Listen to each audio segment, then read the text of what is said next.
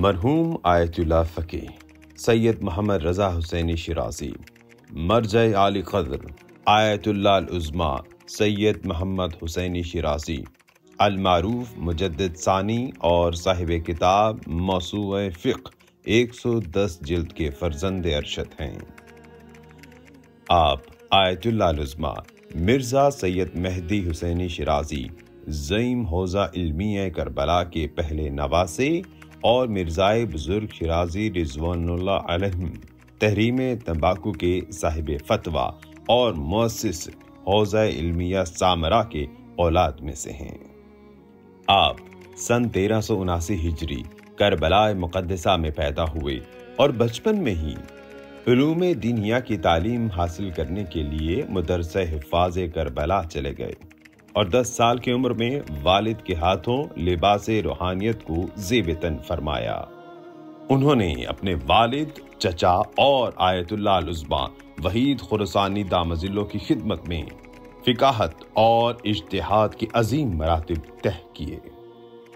سن 1407 ہجری میں کتاب الترتب کو تالیف کرنے کے بعد کچھ بزرگان دین نے آپ کو اجتہاد کی اجازت دے دی۔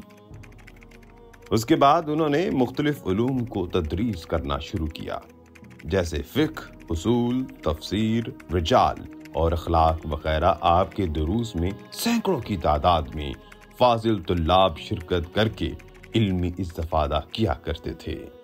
آپ کی تعریف میں سے 24 سے زائد کتاب موجود ہیں، جن میں سے موسوعہ فقہ شیرازی 21 جلد پر مشتمل ہے اور آپ کی مختلف موضوعات پر موجود تقریباً 8000 خطبات، جیسے اعتقادی، اخلاقی اور اجتماعی وغیرہ، جو کہ آڈیو اور ویڈیو شکل میں آج بھی موجود ہیں۔